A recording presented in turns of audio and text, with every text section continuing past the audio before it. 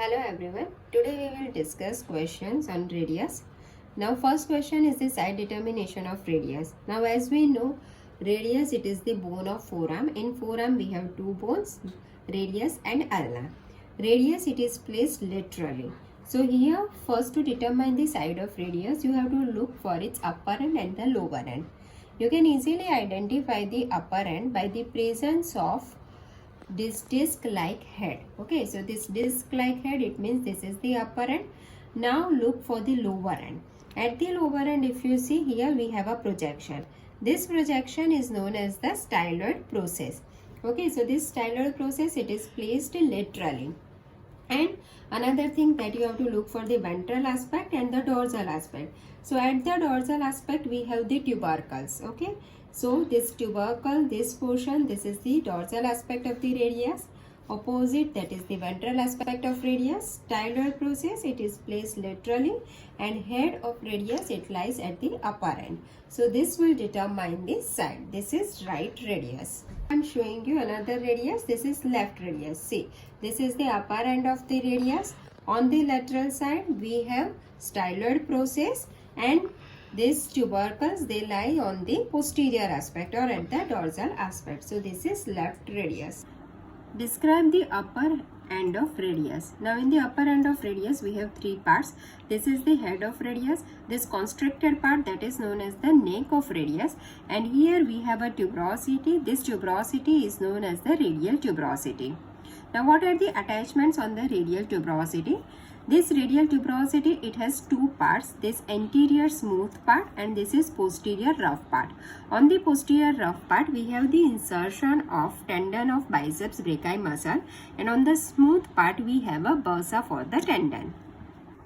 How many bones articulate with radius? Here you can see this is upper end of radius. So this head of radius, this circular disc like head of radius, it articulate with the lower end of humerus, with the capitulum of lower end of humerus, and it forms the radiohumeral joint, which is a part of elbow joint. Now this head of radius, it also articulates with the ulna. So at the upper end of ulna, here you can see a notch, that is radial notch. So this peripheral margin of head of radius, it fits with this radial notch of ulna, and it forms the superior radio-ulnar joint. It is supported by the annular ligament.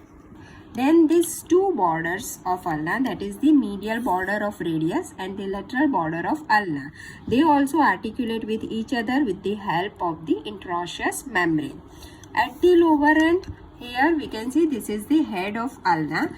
So at the medial surface of radius we have a ulnar notch. So this head of ulna, it articulates with this ulnar notch, and they form the inferior radio-ulnar joint.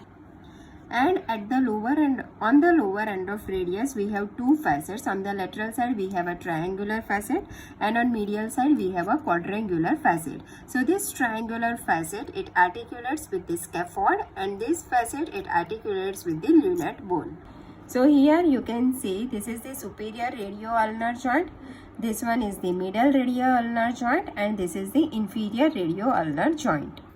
Now superior radio-ulnar joint, middle radio-ulnar joint and inferior radio-ulnar joint, they are of which type of synovial joint? So superior and inferior radio-ulnar joint, they are pivot variety of synovial joint, whereas middle radio-ulnar joint, it is syndesmosis type of synovial joint. And the joint which is formed between the head of radius and the capitulum, it is actually ball and socket variety of synovial joint. Structure crosses the dorsal aspect of lower end of radius. Now see here, this is the dorsal aspect of lower end. On the lower end we have a tubercle. This tubercle is known as the dorsal tubercle of Lister. On lateral side of this dorsal tubercle of Lister we have one wide groove, and on the medial side we have two grooves. So tendons, they passes from this groove. So most lateral side we have extensor carpi radialis longus, then we have extensor carpi radialis brevis tendon. On the medial side of this tubercle we have a groove. From this groove it transmits the extensor pollicis longus tendon. Medial to it we have extensor digitorum, and then most medially we have extensor indicis. Now credit question is, what is the functional importance of this dorsal tubercle of Lister? So here this dorsal tubercle of Lister, it acts as a pulley for the extensor pollicis tendon. So here what happened, before it reaches to the thumb, this extensor pollicis longus tendon, it changes its direction. So its line of pull, it is changed because of this dorsal tubercle of Lister.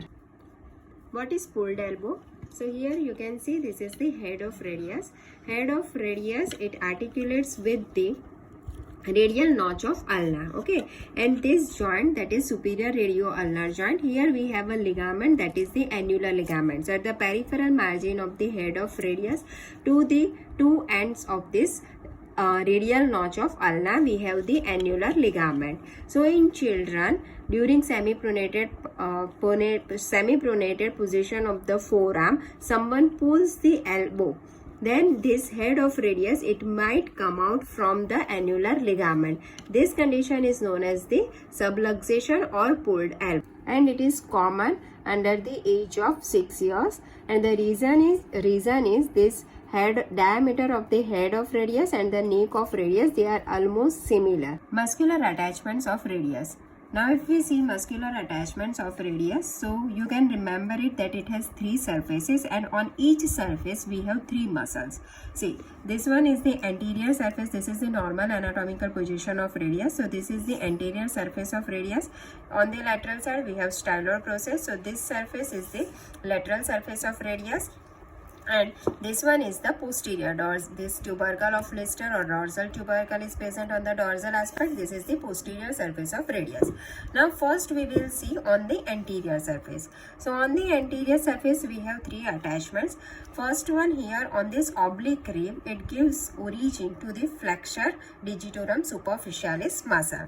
Then lower part, it gives this upper 2/3 part of the shaft, it gives origin to the flexor pollicis longus muscle, and this lower 1/4 portion, it provides insertion to the pronator teres muscle. So we have 3 muscles here: flexor digitorum superficialis, then flexor pollicis longus, and pronator quadratus. Now on the lateral surface, if you see, this is the lateral surface. On the lateral surface, in the upper part, we have here the insertion of the supinator muscle. Then in the middle part of the shaft, we have insertion of pronator teres muscle, and just above the styloid process, here we have insertion of brachioradialis. So 3 muscles here on the lateral surface: supinator, pronator teres, and the brachioradialis. Now if you see posterior surface, this is posterior surface. So on the posterior surface, again in the upper portion, upper part of the shaft, we have the insertion of supinator muscle. In the upper part, we have abductor pollicis longus, and below we have extensor pollicis brevis muscle. Which structure can we palpate at the lower end of radius? So at the lower end of radius, we can palpate the pulsation of radial artery. Which is the most common site of fracture of radius? So lower end, 2 cm above the lower end of radius, this is the common site of fracture of radius, and this fracture, it is known as the Colles fracture. In this fracture, distal fragment of radius, it is displaced upward, backward, and laterally, and it produces a Dana-Fogg deformity. This fracture, it is commonly seen in female, and that is because of the calcium deficiency.